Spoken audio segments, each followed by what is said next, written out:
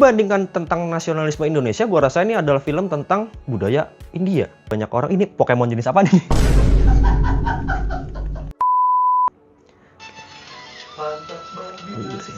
Oke, lanjut lagi di persiapan hari kemerdekaan. Gua rasa ini mereka lagi panjat pinang ya, bukan panjat sosial. Ini ada dua karakter, lagi-lagi yang di bawah itu orang Papua. Gua nggak tahu kenapa diinjek ya, kayak ini rasis banget gitu. Orang Papuanya yang di bawah, di atasnya tuh orang kulit putih. Dan lu kalau kalian lihat lebih jelas di bagian telinganya tuh nembus kakinya gitu. Nggak di setting di sini kondisinya gimana. Jadi kakinya di sini nembus, kelihatan putih sendiri. Gua rasa orang Papua kupingnya nggak putih sih. Ini lolos dari QC, lagi-lagi ini kayak hasil kejar tayang, yang penting jadi. Bahkan detail sekecil itu bisa lolos. Terus di belakangnya juga bagian bush-bushnya itu, bagian tanaman-tanamannya juga bersinar di atasnya, dan masing-masing tanamannya sinarnya sama. Jadi masing-masing tanamannya punya mataharinya sendiri kayak Plants vs Zombie. Terus di belakangnya makin jauh makin ke sana, harusnya kan makin gelap kan, karena makin rindang matahari nggak masuk ke sana. Kecuali di sana ada matahari, gue nggak tahu juga. Tapi ini di sini terang banget. Lagi-lagi karakternya juga nggak kelihatan proporsional, nggak jelas. Ini ada yang lehernya panjang, palanya gede, rambutnya keribu, dan kulitnya hitam. Lagi-lagi kulitnya hitam. Terus di sini ada orang pakai topi, kaos singlet, dan teksturnya itu bener-bener badan dikasih tekstur kaos singlet gitu, nggak dibedain model objeknya gimana. Harusnya sih kaos sama badan tuh nggak jadi satu ya. Tapi mungkin karena mungkin PC-nya pakai PC tahun berapa nih, gue nggak tahu. Jadi mereka cari simpelnya aja. Oke, sekarang kita masuk ini di podium desa. Ini mungkin Pak RT-nya atau Pak Lurahnya lagi ngomong. Pak RT-nya juga lucu, gerakannya tuh kita lihat tuh patah-patah banget ya. Jadi settingan si movementnya itu antar sekuensinya tuh patah gitu. Gerakan tangannya begini. Terus megangnya juga kalau kalian lihat itu handle si mic-nya itu, si mikrofonnya itu nembus lagi ke tangan. Case-nya sama kayak yang tadi orang lagi panjat pinang itu nembus. Harusnya si animatornya itu nambahin bone lagi di jari biar dia nggak nembus. Disesuaikan dengan bentuk kurvatur si handle mikrofonnya. Terus bagian si karakter satpamnya juga lagi-lagi nggak proporsional. Dia dadanya bidang gede banget gitu, tapi maju ke depan, lehernya panjang. Jadi kepalanya di sini, baunya di sini. Stylus karakternya itu nggak dapet banget style. Jadi gue nggak ngeh kalau ini karakter dari film apa gitu. Beda sama kita lihat film karakter dari Disney, itu kan jelas. Oh ini dari Disney, oh ini dari Pixar, itu ada stylusnya yang jelas. Ini enggak. Oke, sekarang masuk. Nah, di sini, oh ternyata bocah yang dari Papua itu termasuk karakter utama ya. Di sini, nah ini bisa kita lihat, dia badannya gede, tapi ukurannya kecil, tangannya kecil, terus di sininya gede. Dia kayak bodybuilder tapi kuntet. Gue nggak ngerti desainernya tuh gimana, tapi ini cacat banget gitu. Gue nggak bermaksud rasis, tapi sayangnya orang karakter yang ini yang bentuknya tuh lucu banget gitu. Terus yang di stylenya Ji. Oke, itu style. Menurut temen gue itu stylenya. Gue coba positif. Stylenya nggak jelas. Oke, mungkin nggak jelas itu bisa jadi style ya. Ya, kebebasan berpendapat lah. Terus di belakangnya juga yang mbak-mbak pakai kerudung juga ini lagi-lagi itu warnanya putih banget, skin tone-nya tuh bener-bener putih yang rata di ujung palet. Terus lighting-nya juga. Apanya? Pakai cloud physics. Cloud physics-nya juga nggak ada. Jadi ini kayaknya stone physics. Ini stone physics bukan cloud physics. Tapi rambutnya gue lihat ada yang pakai hair physics. Beberapa rambutnya memang ada dari hair physics-nya. Nah, terus kenapa dia nggak pakai cloud physics? Lupa, meledak. Enggak, bentar. Cloud physics sama hair physics beratan hair physics ya? Enggak masuk akal ya? Jadi gue rasa sih mereka bela-belain buat hair physics ya, yang sempurna ya daripada cloud-nya ya. 90% dana sih itu. 90% dana masuk ke hair physics. Oke, kita lanjut lagi. Hair physics bisa dikasih pakai cloud physics. Ini Pak RT ngomong apa? Nah ini bocahnya ngomong. Tapi benderanya hilang. Oke, sekarang soundnya. Ini scene-nya ada di gudang desa. Yang gua rasa sih, gua nggak tahu gudang desa mana yang ada rak gede, terus ada laras. Jadi situ ada rak gede, di atasnya itu ada terpal gulungan kayak sleeping bag, terus ada crate, gua nggak tahu apa, di belakang ada lemari juga isinya laras panjang. Freedom. Gua asumsikan ini adalah desa yang berada di kelompok KKB.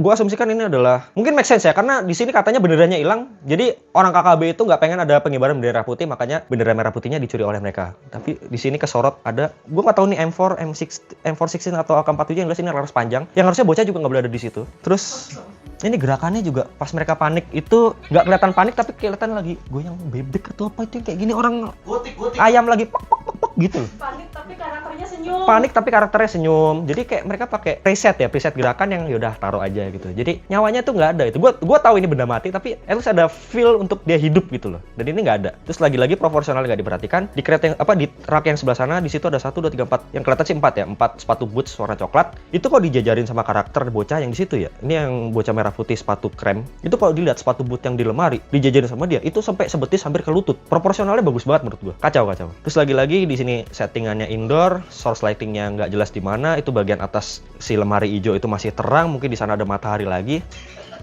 Jadi mataharinya banyak banget. Gue nggak tahu itu matahari benar atau matahari department store ya. Tapi yang jelas ini cahayanya jadi banyak. Jadi di sini cahaya, di tengah-tengahnya gelap. Lightingnya nggak jelas. Terus renderingnya gue rasa ini kalau kalian pernah main game, ini vibes-nya kayak tahun 2002-2003 tuh Warcraft 3 ya, Reign of Chaos atau Frozen Throne itu persis banget kayak gini. Lu ngedek Warcraft. Untuk gue nggak ngeledek Warcraft ya. Gue pemain Warcraft, gue pemain Sama Warcraft itu. Gue pemain Warcraft 3 ya, sorry. Gue pemain Warcraft 3, gue pemain Dota 1. Dan gue rasa untuk game tahun 2002, tahun 2003 itu udah bagus banget. Tapi sekarang 2025, itu berapa puluh tahun yang lalu, Pak. Dan ini Gua tersinggung mirip bagusan banget. Warcraft. Bagusan Warcraft. Oke, malah ternyata ada yang tersinggung bagusan Warcraft. Gak bisa disamain sama itu. Ini kelihatannya itu kayak kalian pakai Blender yang visi spek kentang yang gue bilang gitu. Terus kalian pengen render tapi cuma di viewport rendering, terus kalian screen record, bukan di render beneran pakai cycles atau if. Jadi ini bener-bener kalian ke mode viewport rendering terus di screen record gitu. Karena memang dari teksturnya itu HD banget, gue nggak tahu ini ngeblur gitu. Gue pengen gue sarkas tapi gue nggak bisa sarkas karena gue kasihan ngeliatnya sih ya. Shadownya juga nggak ada. Nah iya mirip Skibidi Toilet. Bener, ini anomali banget ya. Ini anomali jadi film. Nah gini hasilnya. Nah ini dari gudangnya gitu ya. Terus gudang. Aduh. Oh, ternyata itu Pak Lurah. Pak Lurahnya juga paniknya gitu. Aduh, ini benerannya harus ketemu besok siang gitu kan. Jadi dia panik, tapi matanya flat gitu. Jadi bener-bener kayak orang dihipnotis terus ngomong terus main lakon gitu loh. Nggak kelihatan nyawanya. Bagusan wayang. Bagusan wayang bener. Wayang tuh jelas gitu kan digerakin sama dalangnya gitu kan. Oke, sekarang lanjut lagi. Nah, sekarang mereka setnya itu ada di pasar ya. Di sini gue bakal bahas agak teknis dikit. Ini teksturnya lagi-lagi teksturnya ngeblur, terus shadownya nggak ada, source lightingnya juga nggak jelas, nggak konsisten, di dalam warungnya terang, di luarnya terang. Terus di sini ada karakter juga. Ini Pak Lurah tapi teksturnya diganti kaosing LED terus pakai topi. Kayaknya males banget. Terus di belakangnya ada mbak-mbak yang gue bilang manekin pakai kerudung, di situ dia jalan. Terus yang gue lihat sih ini situasi pasarnya lebih mirip pasar di India. Karena kalau lu perhatiin lebih deket gitu, itu antara di atas di reklamenya itu kan ada iklan-iklannya gitu kan, posternya apa. Itu yang sebelah sini itu ada mbak-mbak India, kelihatan di sini ada titiknya. Terus di sebelah sana di ujung, di bagian yang jual kaos merah, yang di belakang fire hydrant yang sebelah sana agak ke belakangnya itu di atasnya itu kelihatan ada huruf Gujarat. Jadi kelihatannya sih mereka kejar tayang ya. Sampai akhirnya mereka download prop jadi, bahkan visualnya pun nggak diedit sama sekali grafisnya. Benar-benar prop jadi, pasang, render. Dan konteksnya benderanya hilang. Mereka lewat pasar, kenapa nggak dibeli benderanya?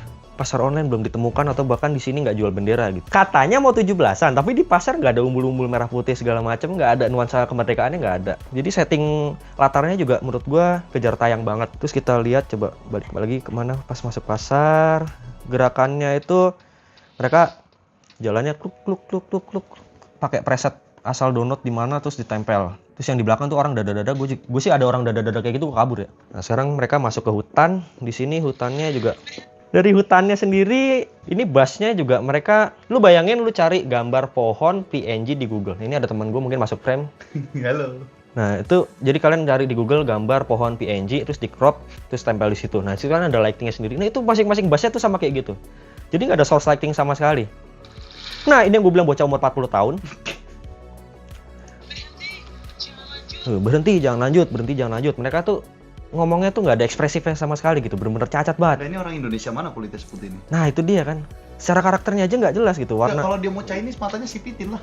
Nah, ini Chinese matanya belok. Gue nggak tahu kenapa. Mungkin ada kelainan. Terus ini juga latarnya ada di bebatuan gitu, airnya juga. Ini surface plane gitu, terus lo kasih preset air gitu doang. Terus yang di sini yang di pohonnya juga kelihatannya pohonnya bercahaya dari bawah. Mungkin ini air kolam gitu, di bawahnya ada lampu LED buat kura-kura main gitu kan. Jadi kelihatan dari bawah bercahaya. Ini bocahnya juga. Jujur gue dibilang orang penakut sih enggak ya. Soal horor tuh gue lumayan takut. Tapi gue lebih takut dengan uncanniness. Dan ini gue lihat ini uncanny banget gitu. Gue sih takut sih ngeliat yang kayak gini ya. Horor banget karakternya. Gerakannya kocak.